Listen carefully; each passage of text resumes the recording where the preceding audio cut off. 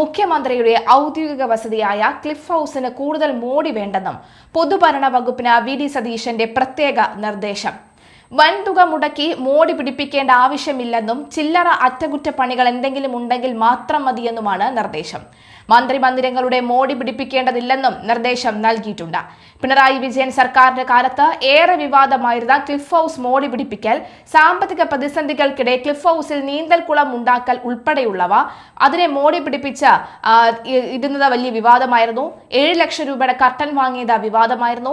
Cliff house ഉൾപ്പെടെയുള്ള മന്ത്രിമന്ദിരങ്ങളിൽ മരപ്പട്ടി ശല്യം ഉണ്ടെന്ന പിണറായിയുടെ പരസ്യ പ്രതികരണവും വാർത്തകളിൽ ഇടം പിടിച്ചിരുന്നു. നീന്തൽക്കുളം മോടി പിടിപ്പിക്കാൻ 31,92,360 രൂപയാണ് പിണറായി കാലത്ത് ചെലവിട്ടത്. ക്ലിഫ് ഹൗസിൽ ലിഫ്റ്റ് പണിതതും വിവാദം ആയിരുന്നു. 25.50 അതായത് 25 ലക്ഷം രൂപ മുടക്കിയാണ് ലിഫ്റ്റ് പണിതത്. മാത്രമല്ല, മുഖ്യമന്ത്രിയുടെ ഔദ്യോഗിക വസതിയായ ക്ലിഫ് ഹൗസിൽ 7 കിടപ്പ് മുറികളാണ് ഉള്ളത്. 15,000 ചതുരശ്ര അടിയാണ് വലിപ്പം. ഓഫീസ് മുറി, കോൺഫറൻസ് ഹാള് എന്നിവയുമുണ്ട്. സുരക്ഷാ ഉദ്യോഗസ്ഥർക്കും മറ്റ് ജീവനക്കാർക്കുമായുള്ള 2 ചെറിയ കെട്ടിടങ്ങളും ക്ലിഫ് ഹൗസ് കോമ്പൗണ്ടിനകത്ത് തന്നെ ഉണ്ട്. 4.5 ഏക്കറിലാണ് ക്ലിഫ് ഹൗസ് അടക്കമുള്ള കെട്ടിടങ്ങൾ നിലനിൽക്കുന്നത്. മുഖ്യമന്ത്രിയായി നാളെ സത്യപ്രതിജ്ഞ ചെയ്യുന്ന വി.ഡി. സതീശൻ ഔദ്യോഗിക വസതിയായ ക്ലിഫ് ഹൗസിലേക്ക് ഈ ആഴ്ച ഗൃഹപ്രവേശനം നടത്തുമ്പോൾ മുൻ മുഖ്യമന്ത്രി പിണറായി വിജയനെ 10 കൊല്ലം സ്വൈരം കെടുത്തിയ മരപ്പട്ടികൾ ഇപ്പോഴും സജീവം തന്നെയാണ്. പ്രതിപക്ഷ നേതാവായിരിക്കെ കന്റോൺമെന്റ് ഹൗസിൽ ഇതേ പ്രയാസങ്ങൾ അതിജീവിച്ചാണ് സതീശനും കഴിഞ്ഞത്.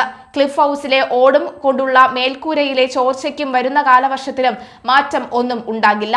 വൻതുക ചെലവഴിച്ച് ക്ലിഫ് ഹൗസ് മോടി പിടിപ്പിക്കേണ്ടെന്നാണ് വി.ഡി. സതീശന്റെ നിർദ്ദേശം.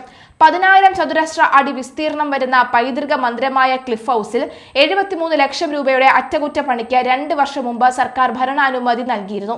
കിടപ്പുമുറിയിൽ ഒരു ഗ്ലാസ് വെള്ളം അത് അടച്ചു വെച്ചില്ലെങ്കിൽ മരപ്പട്ടിയുടെ മൂത്രം വീഴുന്ന സ്ഥിതിയാണ് എന്ന് മുഖ്യമന്ത്രി പിണറായി വിജയൻ അന്ന് പ്രസംഗിച്ചിരുന്നു.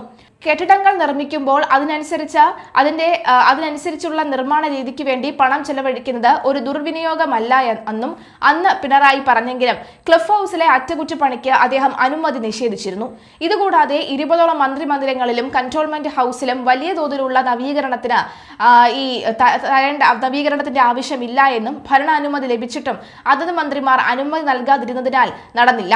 എന്നാൽ മന്ത്രിയായിരിക്കെ A.K. ശശീന്ദ്രൻ താമസിച്ച കാവേരി മോടി കൂട്ടി. ക്ലിഫ് ഹൗസിലെ വീട്ടുപകരണങ്ങളും നീന്തൽക്കുളങ്ങളിലും എല്ലാം മികച്ച നിലവാരത്തിലാണെന്നാണ് റിപ്പോർട്ട്. ഇതെല്ലാം പരിപാലിക്കുന്നത് ടൂറിസം വകുപ്പാണ്. നന്ദൻകോട് 6 ഏക്കർ 25 സെന്റ് സ്ഥലത്താണ് ക്ലിഫ് ഹൗസ് പൂർണ്ണമായി നിൽക്കുന്നത്. UDF മന്ത്രിമാർക്കായി പുതിയ കാറുകളും വാങ്ങില്ല. LDF മന്ത്രിസഭയിലെ മന്ത്രിമാർ ഉപയോഗിച്ച കാറുകളാകും ഉപയോഗിക്കുക. ചെലവ് ചുരുക്കുന്നതിനാണ് നടപടി. ടൂറിസം വകുപ്പിനാണ് കാറുകളുടെ പരിപാലന ചുമതല. ആവശ്യമായ അറ്റകുറ്റപ്പണികൾ നടത്തിയ ശേഷം നാളെ പുതിയ മന്ത്രിമാർക്ക് കൈമാറും. മുൻ മുഖ്യമന്ത്രി പിണറായി വിജയൻ ഉപയോഗിച്ചിരുന്ന കറുത്ത കാറുകൾ പോലീസ് ഏറ്റെടുത്തു. ഇത് എന്തു ചെയ്യണമെന്ന് പിന്നീട് തീരുമാനിക്കും. മുഖ്യമന്ത്രി വി.ഡി. സതീശന്റെ യാത്രകളിൽ ഉണ്ടാവുക പോലീസിന്റെ പൈലറ്റ്, എക്സ്കോർട്ട് വാഹനങ്ങൾ മാത്രമായിരിക്കും. മുഖ്യമന്ത്രിയുടേത് കൂടി ചേർത്ത് 3 വാഹനങ്ങളാകും വാഹന വ്യൂഹത്തിൽ ഉണ്ടാവുക. താൻ കടന്നുപോകുമ്പോൾ മറ്റു വാഹനങ്ങൾ തടയരുതെന്നും DGP റവാഡ A. ചന്ദ്രശേഖറിനോട് സതീശൻ നിർദ്ദേശിച്ചിട്ടുണ്ട്. മുഖ്യമന്ത്രി എന്ന നിലയിൽ സതീശന് Z+ കാറ്റഗറി സുരക്ഷയാണ് ലഭിക്കുന്നത്. തിങ്കളാഴ്ച രാവിലെ 10 മണിക്ക് സെൻട്രൽ സ്റ്റേഡിയത്തിൽ വെച്ച് നടക്കുന്ന സർക്കാരിന്റെ സത്യപ്രതിജ്ഞാ ചടങ്ങുമായി ബന്ധപ്പെട്ട് തിരുവനന്തപുരം നഗരത്തിൽ രാവിലെ 7 മണി മുതൽ ഗതാഗത ക്രമീകരണങ്ങൾ ഏർപ്പെടുത്തിയിട്ടുണ്ട്. സത്യപ്രതിജ്ഞാ ചടങ്ങിൽ പങ്കെടുക്കാൻ എത്തുന്നവർക്കായി പാർക്കിംഗ് കേന്ദ്രങ്ങളും സജ്ജീകരിച്ചിട്ടുണ്ട്. രാവിലെ 10 മണിക്ക് സെൻട്രൽ സ്റ്റേഡിയത്തിൽ വെച്ചാണ് ചടങ്ങ് നടക്കുന്നത്. വാഹനങ്ങൾ നിർദ്ദേശിച്ചിട്ടുള്ള പാർക്കിംഗ് ഏരിയകളിലാണ് പാർക്ക് ചെയ്യേണ്ടത്. അനധികൃതമായും ഗതാഗത തടസ്സമുണ്ടാക്കുന്ന വിധവും പാർക്ക് ചെയ്യുന്ന വാഹനങ്ങൾ റിക്കവറി വാഹനം ഉപയോഗിച്ച് നീക്കം ചെയ്യുമെന്ന് പോലീസ് അറിയിച്ചു. വിമാനത്താവളത്തിലേക്കും റെയിൽവേ സ്റ്റേഷനിലേക്കും വരുന്ന യാത്രക്കാർ മുൻകൂട്ടി യാത്രക്കാർ ക്രമീകരിക്കേണ്ടതാണെന്നും പോലീസ് അറിയിപ്പ് നൽകി. ട്രാഫിക് ക്രമീകരണങ്ങളുടെ വിവരങ്ങൾ അറിയുന്നതിന് പൊതുജനങ്ങൾ 0471-255-8731 അല്ലെങ്കിൽ 9497930055 എന്നീ ഫോൺ നമ്പറുകളിലാണ് ബന്ധപ്പെടേണ്ടത്. ഗതാഗത ക്രമീകരണം: പേരൂർക്കട, ശാസ്തമംഗലം ഭാഗങ്ങളിൽ നിന്നും സ്റ്റാച്യു വഴി പോകുന്ന വാഹനങ്ങൾ വെള്ളയമ്പലം, വഴുതക്കാട്, വിമൻസ് ജംഗ്ഷൻ, തൈക്കാട് വഴി പോകേണ്ടതാണ്. PMG ഭാഗത്ത് നിന്നും സ്റ്റാച്യു വഴി പോകേണ്ട വാഹനങ്ങൾ GV രാജ, LMS, മ്യൂസിയം, മാനവീയം റോഡ്, ആൽത്തറ വഴുതക്കാട് വിമൻസ് കോളേജ് ജംഗ്ഷൻ അതുപോലെ തന്നെ തൈക്കാട് വഴി പോകേണ്ടതാണ്. ഓവർ ബ്രിഡ്ജ് ഭാഗത്ത് നിന്ന് സ്റ്റാച്യു വഴി പോകേണ്ട വാഹനങ്ങൾ ഫ്ലൈ ഓവർ വഴി പോകേണ്ടതുമാണ്.